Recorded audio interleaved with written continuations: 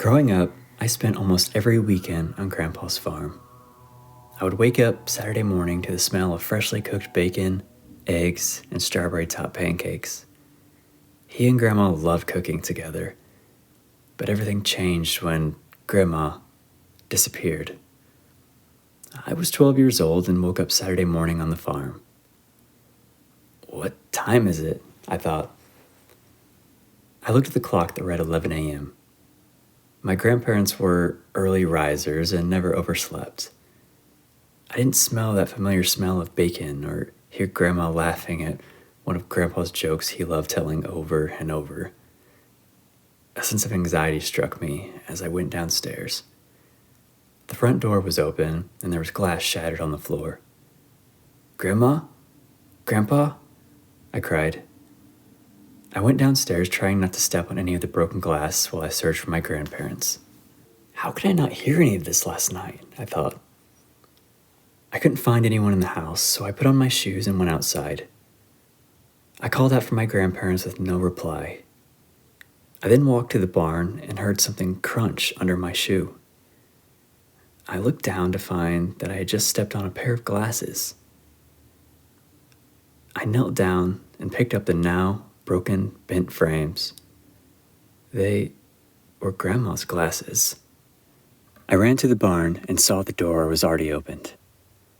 I slowly stepped inside the dark, musky-smelling barn and saw a figure standing at Grandpa's workbench.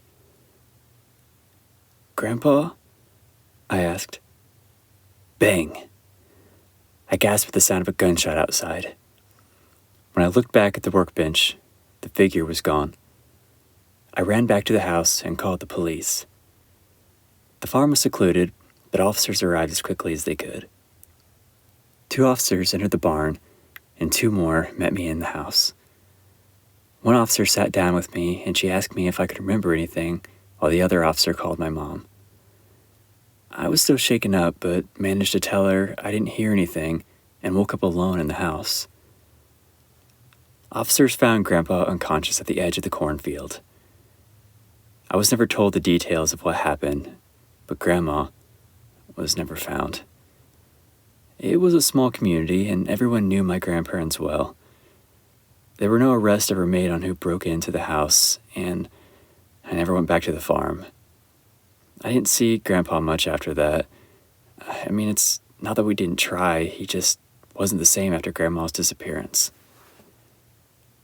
Mom's job also caused us to move hours away, which made visits more difficult. That was 10 years ago. I just finished college and returned home to my mom.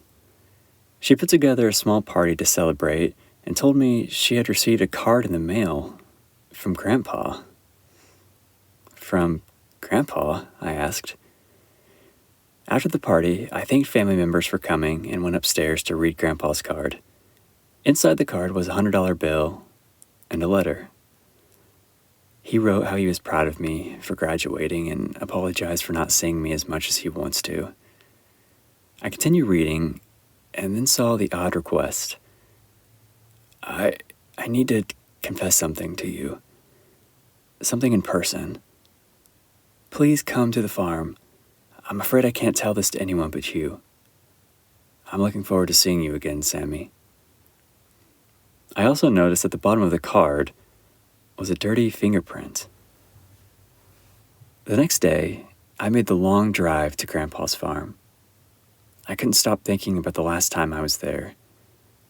Anxiety set in, thinking of going back to the place where the events of a single night tainted not only the happy memories I had, but altered the rest of my life as well. I continued driving the long, country roads as dusk was approaching. Dusk can be such an otherworldly time of day, a moment in time between day and night, where the shining light of day fades with the setting of the sun, and an array of colors offers a glimpse into another realm before being diminished by the darkness of night. The orange and purple sky transitioned into darkness as I pulled into the long, rocky driveway. I forgot how truly dark it could be out here. I parked the car and stepped outside. The wind was picking up, and I thought I heard a rumble in the distance. I stepped on the creaking porch and knocked on the door. As soon as I knocked, I noticed the door was already open. "Grandpa, are you there? It's Sam. I got your letter." I walked through the door and flipped on the light switch. Nothing. There was an odor coming from the dining room, and I heard a buzzing. I used the flashlight on my phone and looked at the table. A dinner plate was on the table, with flies all over the moldy food on the plate. "What the?" I said. The front door slammed shut. I turned the light towards the door, but no one was there. I ran to the back door, but two figures were standing in the doorway. I quickly turned left to the basement door and locked it shut behind me. I sat on the basement stairs in darkness and silence. Then came the whispers. "Sammy, Sammy, Sammy." I suddenly became dizzy and felt a memory overcome me. I was lying in bed and remembered hearing banging on the door downstairs. I rolled off the bed and hid underneath. Glass shattered downstairs, and I heard the door swing open. I heard footsteps slowly walking up the stairs. Then, another set of footsteps, just behind them. The footsteps stopped, and I heard the door creak as it opened. The barefoot figure walked up to my bed and remained still. I remained frozen under my bed, trying to be as quiet as possible. I felt myself being dragged from the other side of the bed by someone else. Everything became hazy, and I was being carried out the front door. "Sammy!" I heard my grandma shout from inside the house. I saw Grandma run to me. She grabbed hold of me and pulled me out of the hands of my kidnapper. The second figure took hold of Grandma while the first began pulling me out of her arms. Grandma shouted for Grandpa as he ran to us. I was pulled out of Grandma's arms, and my kidnapper began taking me to the cornfield. The second figure dragged Grandma away. As Grandpa ran to us, he looked at Grandma with tears in his eyes. I saw Grandma nod as she disappeared into the field. I felt myself hit the ground as my kidnapper dropped me and ran into the cornfield. Grandpa picked me up and ran back into the house. "Don't leave this room, Sammy. Lock the door, and whatever happens, don't let anyone in." How could I have forgotten that, I thought. The whispers stopped, and I got up off the basement stairs. I turned my phone light back on and moved down the basement stairs. There was something on the ground at the bottom of the stairs. I shined my phone light ahead, and my heart dropped. It was Grandpa's body. He stared blankly ahead. His eyes were wide open and completely white. He had the look of pure terror on his face. I began calling the police when my battery completely drained. "I charged my phone on the ride over here. There's no way my phone could have died already." I felt around in an attempt to find a flashlight.